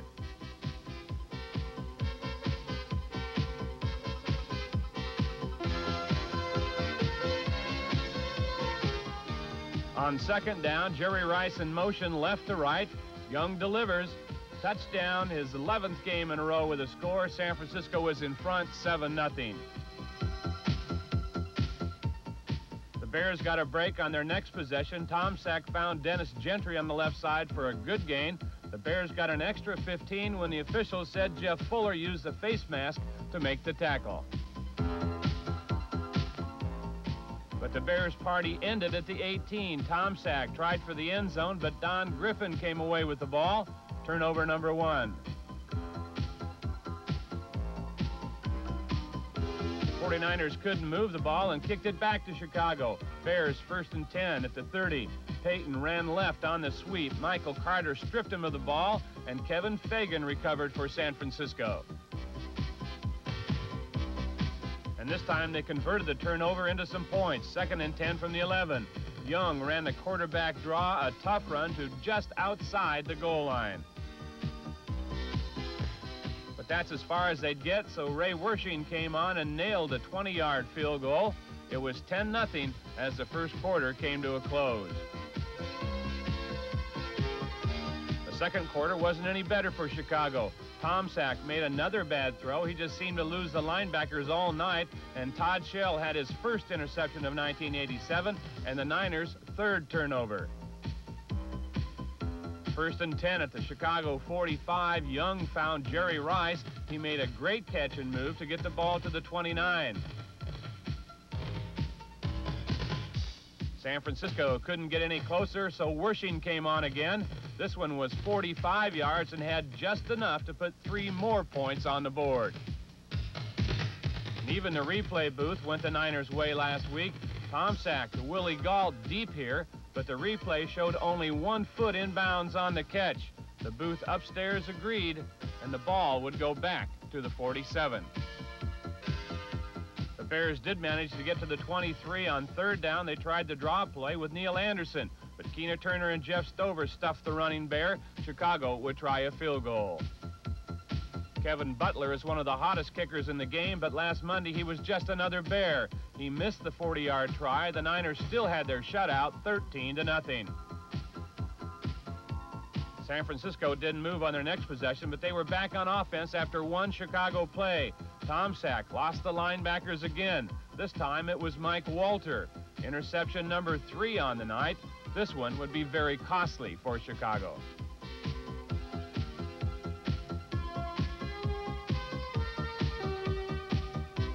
San Francisco now 3rd and 3 at the 13. Young showed great patience waiting for an opening. He saw it. Clark running in the end zone. Young made a great touch pass, and the 49ers led 20-0. After trading fumbles, Chicago had the ball in the 35 with 46 seconds left in the half. The rush was on, and Tomczak let another one go. This time it was Ronnie Lott on the receiving end, and the half and Tomczak's night ended 20-0.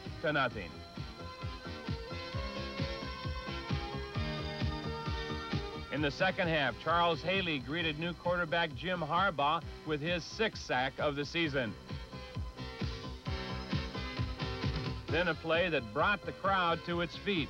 The Bears punting from the San Francisco 37. Dana McLemore took the ball at the 17, and he was off. He got the big block from Jeff Fuller and sprinted for the end zone. San Francisco would lead 27-0.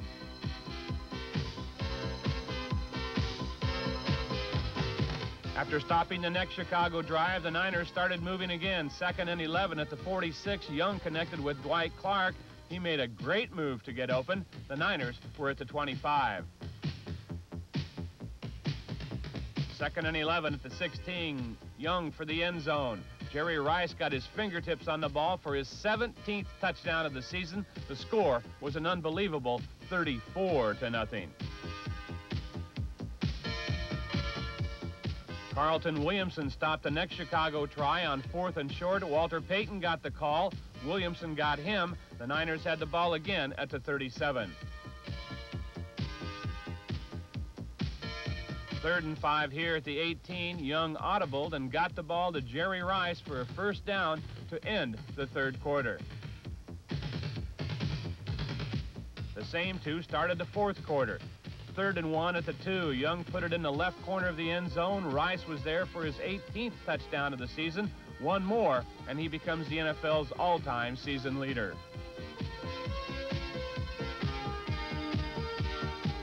With time running out, the Niners defense ran all over Jim Harbaugh for 2 sacks, and the game was finally over. The 49ers had won their biggest test of the season. 1-0 win, almost everyone deserves an award, but you can't do that. At least we can't do it with our budget, so we settled on one guy, and it was impossible to pass up someone who came off the bench and hung up 41 points against one of the best defenses in the National Football League. Steve Young was our choice as Player of the Week.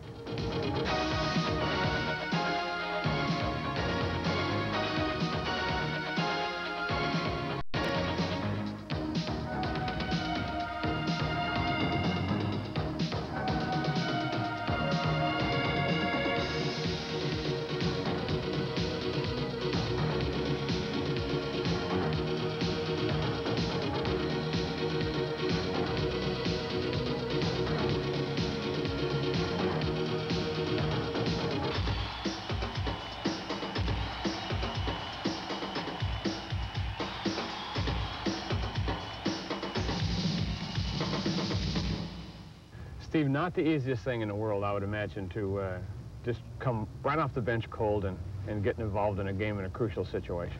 Not at all, Wayne. I thought I'd always prepared for it, but actually having it happen, it is difficult. You're kind of cold. You're a little rusty because you haven't taken many snaps, so it was difficult, but I think the thing that you have to do is just go in and play as hard as you can and try to avoid big mistakes. When you saw Joe go down, did you go over and throw a couple balls to loosen up, or or at that point, are you talking about what kind of plays you want to use and strategy and so forth? Well, right when it happened, I could see the way it happened that Joe was, you know, he wasn't just a normal bump or bruise, and so I went ahead and just got my helmet real quick. I always got it placed over in a certain spot, so I always can find it real fast, and I just tossed a couple balls with Max Runniger while Coach Walsh was trying to figure out, you know, how he was going to handle the situation. So as Joe laid on the field, I was kind of trying to loosen up the best I could. Steve, are there a certain amount of plays that are like categorized for you? What I'm saying, you come in the game and there are certain like rollouts left and those kinds of things that are categorized for you. Ever since the strike ended, it seems like every game plan we have, there's 3 or 4 plays, sometimes more, that say Steve by the side. Those are mine. And there was a joke in the Green Bay game. Joe ran that quarterback draw for the touchdown, and that was one of the ones that had Steve by. So everyone was like, gee, Joe's taking your plays. But every week there are a few, but obviously we will become much of a more left-handed team this week. But I don't think too much where you could actually get a tendency on it too much. Well, I think it was a great performance by you coming off the bench like you did, get involved in the game like you did right away, and then getting settled down and throwing for 4 touchdown passes had to be a thrill for you. It really was. We need to be a lot sharper, a lot more efficient this week, but, you know, coming off, we just did the best we could. All right, congratulations. Thank you very much, Wayne.